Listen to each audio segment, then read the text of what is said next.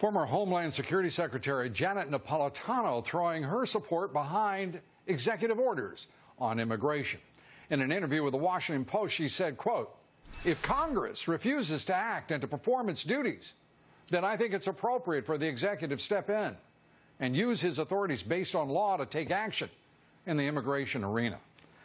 Joining us now, Congressman Bob Goodlatte. He's the chairman of the House Judiciary Committee. Good to have you here. Napolitano makes it clear if Congress doesn't act, then, and do what the president tells them to do, then he has the right to act like a dictator and order done what he wanted Congress to do. Is that about it? Well, that's about it, and it's a bad idea for a lot of reasons, including that it's bad public policy. It harms the ability of the Congress to do immigration reform. And most importantly, it violates the United States Constitution. There is nothing in our immigration laws that would give the President of the United States, notwithstanding the bad advice from Ms. Napolitano, to take the law into his own hands and rewrite it, if you will, to give millions of people administrative legalization and work authorization when the Congress has not agreed to do that. Do you realize, Mr. Chairman, how many people in the national liberal media are following the wordsmithing expressed by Napolitano and others in this administration? If Congress fails to do its duty, i.e., doesn't do what they're told by the president, then he may act on his own on any issue at any time. What can you do about it? That's exactly what's wrong with what they're saying.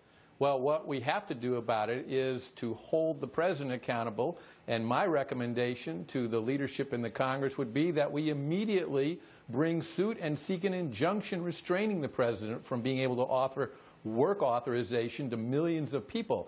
The law that they're trying to base this on is what's called prosecutorial discretion, where you take that hard case and you say, well, that one person, yeah, maybe we shouldn't prosecute them, and apply it to millions of people. It has the exception swallowing the rule. It's the wrong way to go about it, and it makes it harder for Democrats and Republicans in the Congress to do the immigration reform in a step-by-step way that we've outlined, starting with enforcement, because no one trusts the president to enforce the law. Those who agree with what he's doing, they don't want to negotiate. Those who don't agree with what he's doing, they're not willing to trust him to carry out any new laws if he doesn't follow the law as it exists on the books today. Have you talked with Speaker Boehner, who said he doesn't approve of the president's obvious plan based on the fact that he's ordered up, his administration's ordered up, what, 34 million cards for the next 5 years. He won't approve of it, but he didn't say he'd oppose it. Would he support such a suit seeking an expedient review by the Supreme Court? Lou, I don't want to try to speak for the Speaker, but I do know that I and my staff have been in considerable communication with the Majority Leader and the Speaker regarding what action should be taken if the President does what he seems more and more moving toward doing. And I think that the Speaker would be well advised not to play his hand out before it occurs, because we continue to push him, and we pushed him back already, push him to not do this very foolish thing, which will cause all kinds of havoc in our country and our economy, as people see millions of people bypassing those who follow the rules and legally immigrate to the United States, taking jobs from United States citizens. This is not a good thing to do.